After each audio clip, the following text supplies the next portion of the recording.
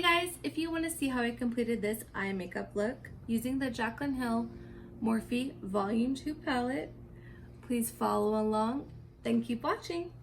Hey guys, as you saw in my intro, today I'm going to be doing an eye makeup look using the Jaclyn Hill Morphe Volume 2 palette. Alright, follow along if you want to see how I got the look. I'm going to start out with the shade Positivity. It is this beautiful orange shade. And when I first used the palette, because I've dipped into it a few times and I really enjoyed it, it's like a bright orange and it pays off really well on the eyelid as a shade for above the crease. As you've noticed in my makeup looks, I kind of do go for like the same halo eye. I will show some other makeup tips and tricks later, but since I'm dipping into this palette and I'm showing you what I typically like to do, this is how I'm going to do it. So I'm using the JH35 Jaclyn Hill brush.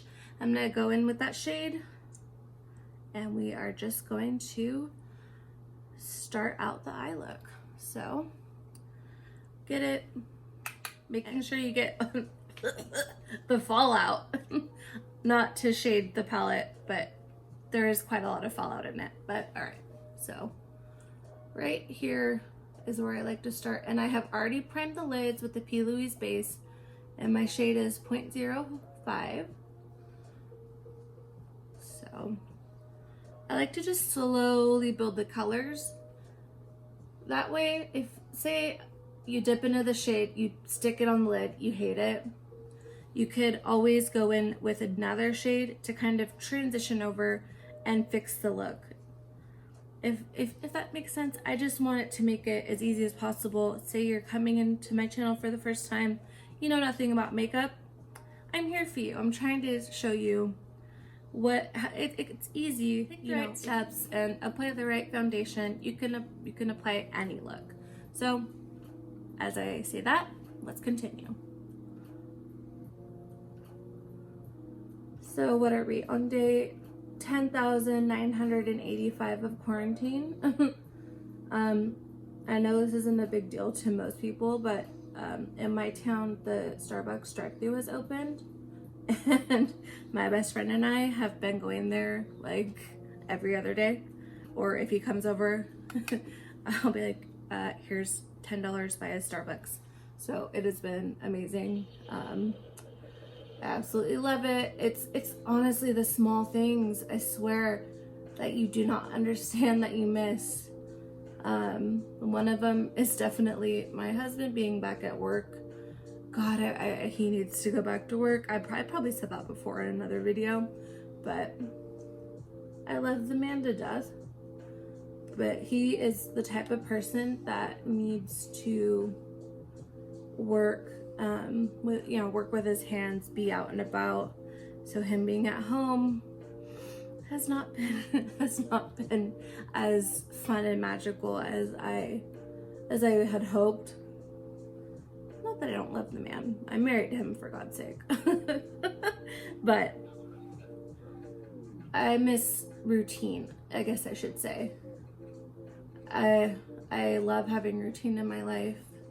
Schedules makes everything much more concise. So I just miss that. Hopefully things return back to normal. I wonder, because I'm here in California, so I know it's different state to state, but here in California we're still pretty much on lockdown. We can't go out to eat, can't do anything.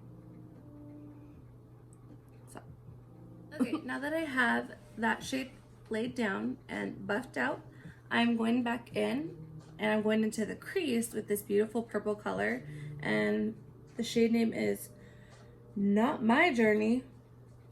Not My Journey. That's kind of an odd shade name, Jaclyn. And I'm taking a Cara K33 brush. I love this brush. It's perfect for going into the crease. I'm definitely buying like 2 or 3 of these.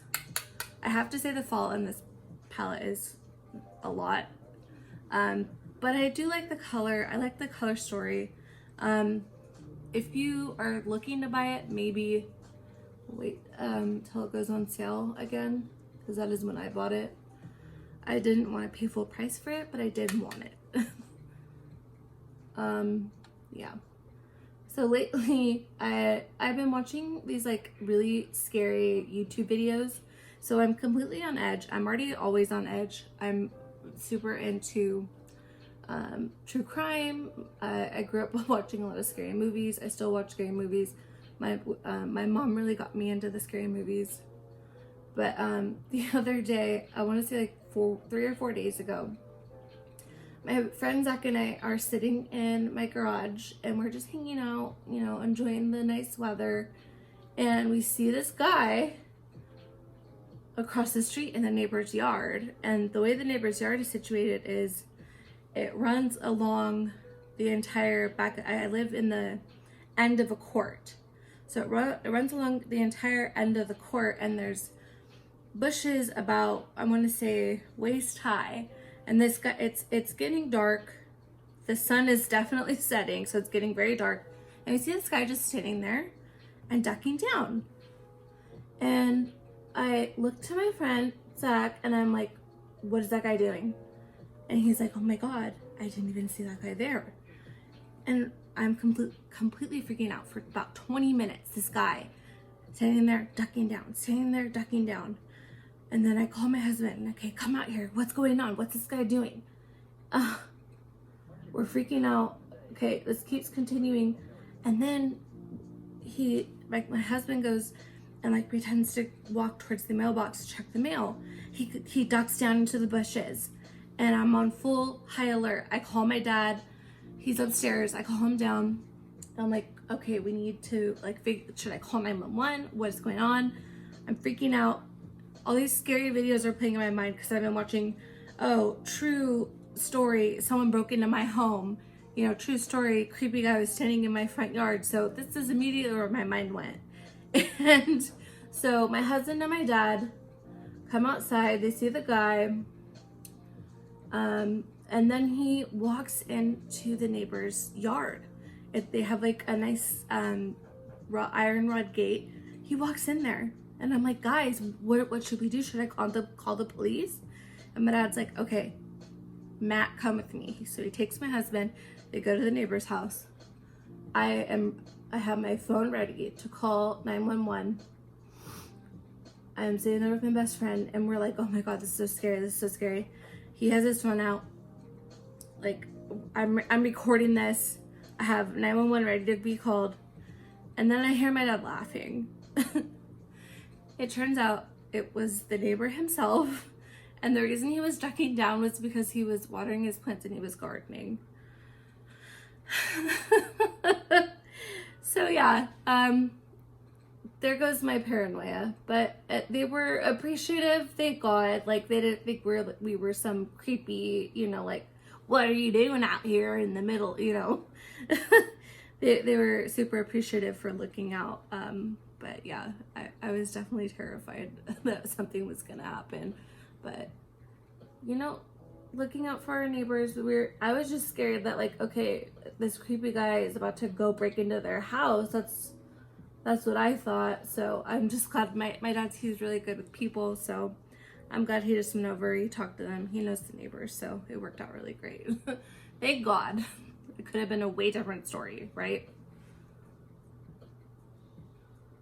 And I'm just finishing up with this purple color here. Just blending it out. And not to block the first color that we laid down.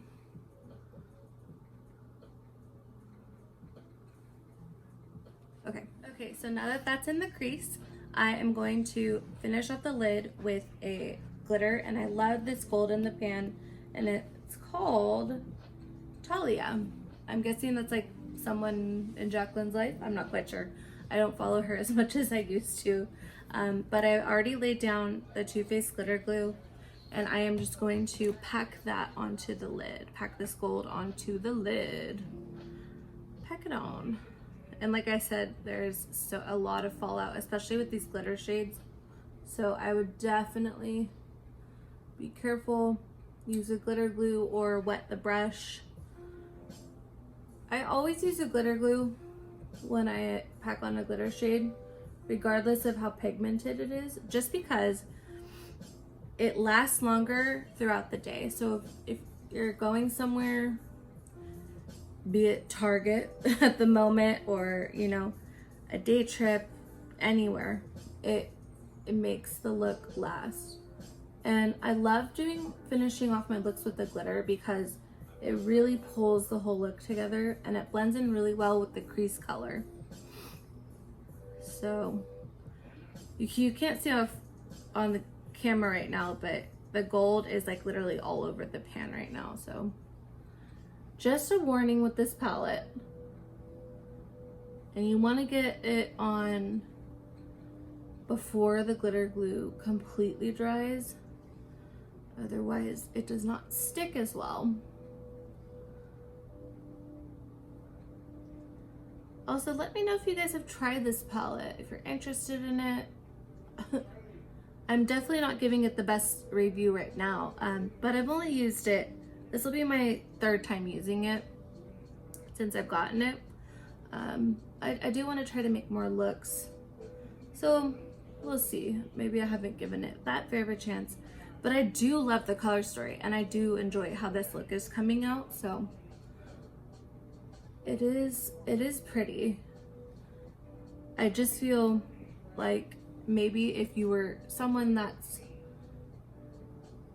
not as familiar with makeup, or if this is your first palette purchase, do not get this one. I would get something else, something that's just as pigmented but less fallout and more bang for your buck, because this retails for $50, and $50 for a Morphe palette is quite a lot of money. Especially because there's a lot of repeat shades in this. So that's just kind of my take on the palette in general. And yeah, definitely wet the brush or use a glitter glue, because I feel like I really have to pack on this gold for it to show up here on the look. Okay. Get all those missing spots, and yeah, even from far away I kind of see that there's a few spots missing, so the glitter glue was necessary. And you can also kind of see it falling onto my face. Luckily I didn't just kind of brush it away, but it also depends on how you do your makeup as well. I already have my whole face done, and I prefer to do my full face than my eyeshadow. So fallout isn't a big deal if you do your eyeshadow first and then your foundation and makeup. But fallout's a big deal for me because I like to do my foundation first. But yeah, so I have the eye look done. I'm going to do eyeliner and lashes off camera, and I will be back with my final thoughts. And that's my look using the Jaclyn Hill Morphe Volume 2 palette. And this is Baxter in his quarantine fur. It has grown back since Matt gave him that awful haircut. But I really do hope you enjoyed my video. Please like, share, and hit the subscribe button, because there will be more videos to come. I love you guys. Thank you.